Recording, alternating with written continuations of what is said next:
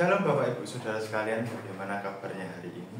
Ya, berjumpa lagi kembali di kita di Bina Iman pada hari ini. Beberapa waktu yang lalu kita telah merayakan Natal dan merayakan pergantian tahun.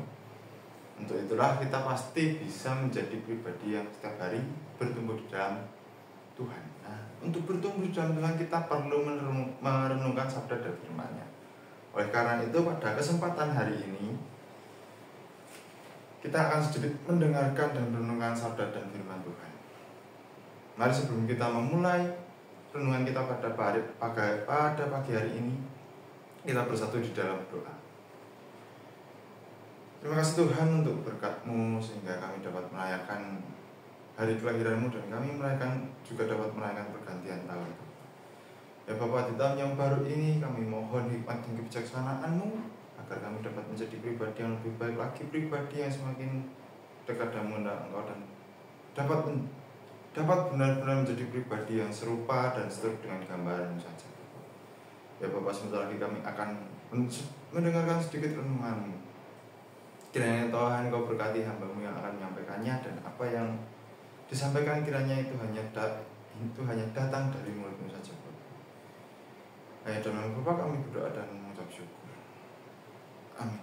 Nah, Bapak Ibu Saudara sekalian, renungan kita hari ini terambil dari kitab Yakobus pasal 3 ayat 13 sampai 18. Yakobus pasal 3 ayat 13 sampai 18 dengan judul perikop hikmat dari yang di atas. Mari kita baca. Siapakah di antara kamu yang bijak dan berbudi? Baiklah, ia dengan cara hidup yang baik menyatakan perbuatannya oleh hikmat yang lahir dari kelemah lembutan. Jika kamu menaruh perasaan iri hati dan kamu mementingkan diri sendiri, janganlah kamu memegahkan diri dan janganlah berdusta melawan kebenaran.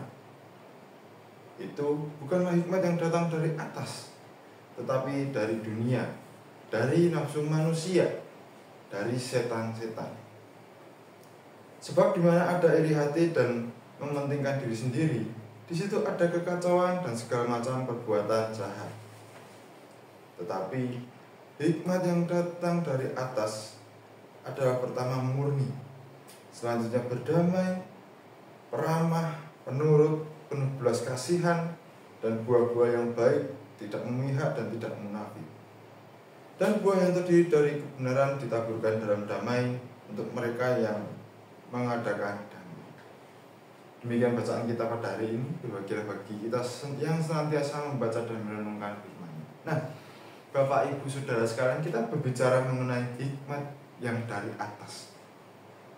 Loh, sebentar, emang hikmat itu datangnya cuma ada yang dari tempat lain, hikmat dari dunia, mungkin hikmat dari yang dari bawah mungkin. Kita kan nggak tahu. Kita memang nggak tahu, dan yang kita ketahui dari dulu adalah hikmat itu datangnya dari atas, dari Allah Bapa yang bertahta. Cuman kita dapat menyadari, kita dapat diingatkan oleh bacaan kita hari ini. Ternyata loh, hikmat yang kita miliki, kita masih harus mempertanyakannya. Mempertanyakan karena kita nggak tahu ini hikmat datangnya dari mana. Ada hikmat yang datang dari atas, ada hikmat yang datang karena dunia, ada hikmat yang datang dari Allah. Ketiga perbedaan hikmat ini yang datang dari atas maupun dari dunia maupun dari alam bawah, dari yang jahat, itu kurang lebihnya sama, cuman mereka tetap memiliki perbedaan. Perbedaannya ya di mana? Pertanyaannya di situ. Perbedaan hikmat yang datang dari atas itu adalah ketika kita menerima sebuah pilihan, kita menghadapi sebuah pilihan dan kita mengambil pilihan kita. Kita mengambil pilihan ini, kita mempergumulkannya dengan Tuhan, mempergumulkannya di dalam Tuhan. Hasil dari pilihan yang kita ambil itu akan membuat hati kita tenang, meskipun apa yang akan terjadi ke depannya dari pilihan yang kita ambil ini, apa yang akan terjadi ke depannya, kita akan tetap tenang menghadapinya. Contoh, ada seseorang pria, seorang laki-laki, dia bekerja di sebuah perusahaan. Ya memang dia bekerja, dia adalah karyawan yang terbaik, sampai dia naik pangkat, sampai dia diangkat terus oleh manajernya, dan dia menjadi star dengan manajernya karena dia berperilaku baik. Tiba-tiba muncullah sebuah permasalahan di dalamnya, dan dia nggak tahu nih masalah ini juga menyeret dia ke dalam hal ini. Yang melakukannya itu ya katakanlah masalah perihal keuangan lah. Ini yang melakukannya adalah temannya, tapi dia juga ikut keseret. Nah, di sini pria ini diberikan dua pilihan. Yang pertama, kamu bertahan di perusahaan itu, atau yang kedua kamu pindah dari perusahaan itu. Kalau kita mengandalkan hikmat yang dari dunia, kita mencari kenyamanan kita dan lain sebagainya, kita mencari apa yang mungkin menjadi bagian dari diri kita ingin tenang, kita memilih untuk, pria itu pasti memilih untuk keluar dari perusahaan itu. Itu adalah bentuk hikmat dari dunia. Sedangkan kalau mungkin pria ini mau bergumul dengan Tuhan, mau membawa permasalahan ini ke dalam Tuhan, dia akan menemukan jawaban. Dia akan diberi pilih, dia akan memilih pilihan itu dengan tenang, tanpa memikirkan apa yang akan dihadapinya. Karena ketika dia memilih ini, dia membawa permasalahan ini ke dalam Tuhan, dia mendapat pilihan, dia akan menghadapinya dengan tenang. Pria ini memilih untuk melanjutkan pekerjaan di perusahaan itu. Setelah pria ini bergumul sekian lama, sekian minggu, sekian bulan, dia akhirnya memilih untuk tetap berada di perusahaan itu. Dia bergumul dengan Tuhan di dalam pergumulan. Ketika dia mengambil pilihan, aku akan tetap di perusahaan ini, Tuhan juga bekerja di dalamnya. Karena kita diberi hikmat dari yang di atas, itu selalu memberikan kita hasil yang baik. Meskipun nanti kedepannya juga tidak melulu dapat kita hadapi sesuatu yang baik, tapi kita akan menghadapinya dengan tenang.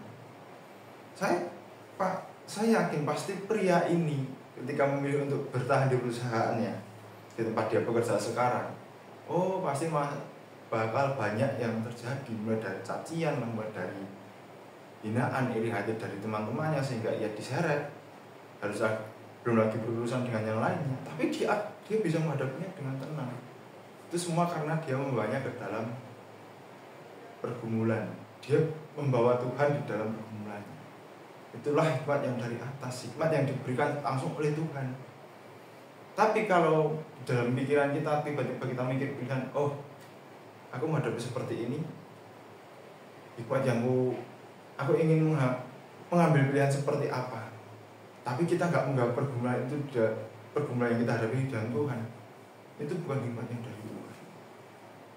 Jadi kita sebagai umat Tuhan, apa yang harus dilakukan untuk mendapatkan hikmat dari yang di atas?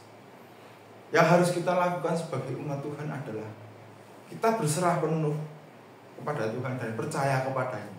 Di setiap doa kita menyerahkan apa yang kita hadapi. Di setiap doa kita meyakini bahwa Tuhan mampu bekerja di dalam diri kita. Tuhan mampu menyelesaikan setiap apa masalah yang kita hadapi saat ini. Kiranya hikmat yang dari atas dapat senantiasa hidup di dalam diri Bapak Ibu Saudara sekalian, dan selamat melanjutkan perjalanan hidup Bapak Ibu Saudara sekalian dan pertumbuhan iman Bapak Ibu Saudara sekalian. Mari kita bersatu di dalam doa. Ya Bapa, kami datang kembali ke hadirat-Mu. Kami mengucap syukur karena Engkau senantiasa menyertai kami. Engkau senantiasa memberikan kami hikmat di dalam setiap apa yang kami hadapi. Engkau selalu membantu kami di dalam menyelesaikan masalah yang sedang kami hadapi. Ketika kami terjebak di dalam sebuah pilihan yang menyulitkan bagi kami, ya Bapa, kami juga memohon ampunan-Mu karena kami masih sering lalai akan hikmat yang Engkau berikan. Kami masih sering salah mengambil langkah sehingga membuat diri kami tersesat dan tidak tahu arah yang akan kami tuju kemana itu. Bapa, kiranya Engkau tetap sertai kami, kiranya Engkau tetap jagai kami dan berikan kami hikmat-Mu sehingga setiap apa yang kami hadapi, kami dapat menghadapinya dengan tenang, kami dapat mengambil pilihan dengan tenang. Ya Bapa, kami serahkan sisa perjalanan hidup kami ke dalam tangan-Mu. Kiranya Engkau yang berkarya dan bekerja atas kehidupan kami, dan kiranya Engkau yang membuat kami menjadi lebih baik lagi hari ini. Dalam nama Bapa kami sudah berdoa dan mengucap syukur. Amin.